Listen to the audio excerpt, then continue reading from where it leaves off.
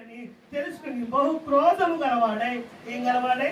బహుక్రోధము గలవాడై నీ యొద్దకు దిగి వచ్చి ఉన్నాడని చెప్పాను. ఏం చేశాడంట? దిగి వచ్చాడు, వచ్చి ఉన్నాడు.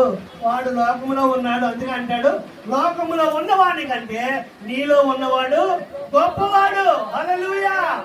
లోకములో అపవాదం ఉంది, వాడి కంటే నీవు నమ్మిన దేవుడు గొప్పవాడు. ఆ గొప్ప కలిగిన దేవుని నీ హృదయంలో పెట్టుకోవాలి. హల్లెలూయా. నీ హృదయంలో పెట్టుకోవాలంటే ఏం చేయాలి?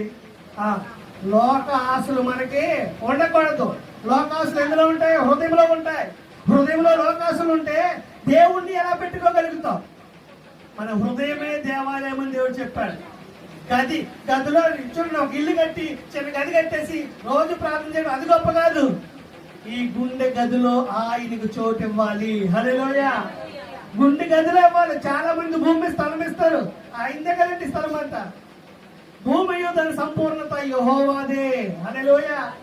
గది కట్టి రంగులేసి దాన్ని సిలువ గుర్తు పెట్టి అక్కడ బైబిల్ పెట్టి ప్రార్థన చేయడం కాదు. ఏం కావాలన్నాడు ఆయన? హృదయము కావాలని అడిగాడు. తలవాణించుకున్నాడు కానీ ఏం లేదట, స్థలము లేదు. ఆ స్థలము, ఏ స్థలం అడిగాడు దేవుడు? నీ హృదయం అనే స్థలము నాకు కావాలి అంటున్నాడు. హల్లెలూయా. దేవునికి హృదయంలో చోటిస్తే, ఆయన నీలో కొలువై ఉంటే నువ్వు వెళ్ళే ప్రతి మార్గంలో ఆయన నీకు తోడుగా ఉంటాడు. అందుకే లోకములో ఉన్నవాడు కంటే నీలో ఉన్నవాడు గొప్పవాడు. అని నీ నాలో ఉన్నవాడు గొప్పవాడు నువ్వు చెప్పగలిగితే కనుక నీలో ఉన్నవాడు నిన్ను గొప్పగా నడిపిస్తాడు. హల్లెలూయా. చాలా మంది పెదవులతో ప్రార్థన చేసేవారుగా ఉన్నారంట. అందుకే దేవుడు అంటాడు, మీరు పెదవులతో ఆరాధించేవారుగా ఉన్నారు, పెదవులతో స్తుతించేవారుగా ఉన్నారు, పెదవులతో ప్రార్థన చేసేవారుగా ఉన్నారు, కానీ మీ హృదయము నాకు దూరముగా ఉంది. హల్లెలూయా.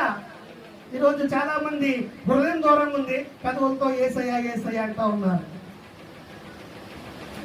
కానీ హృదయం ఎలా ఉండాలా? ఆయనకి దగ్గరగా ఉండాలి. దగ్గరగా ఉండాలి హృదయం. మనకి ఏదైనా సమస్య వచ్చినప్పుడు నాన్న అనడం కాదు, అమ్మ అనడం కాదు, అక్క చెల్లి తమ్ముడు అనడం కాదు, అన్నయ్య అని అనడం కాదు. మొట్టమొదటగా దేవుణ్ణి ఏం చేయాలి? మనం దేవుణ్ణి మనం తలుచుకోవాలి. యేసయ్యా అనే మాట ఎవరి నోటైతే వస్తుందో, నీకున్న పరిస్థితులు బట్టి, నీకున్న సమస్యలు బట్టి వాళ్ళ దగ్గరికి వెళ్తే నాకు ఈ సమస్య తీరుతుంది, వీళ్ళ దగ్గరికి వెళ్తే నా సమస్య తీరుతుంది అనేది కాదు. అలాగ అనుకుంటే నీ మనసు మనుషుల మీద ఉంది. అదే కనుక సమస్య వచ్చిన, ఏదొచ్చినా, ఏ పరిస్థితుల్లో ఉన్నా యేసయ్యాను అనగలిగితే ఆయన నీ హృదయంలో ఉన్నట్టు. హల్లెలూయా.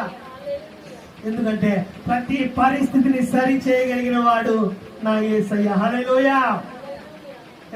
మనుష్యులు చేయలేనిది ఎవరు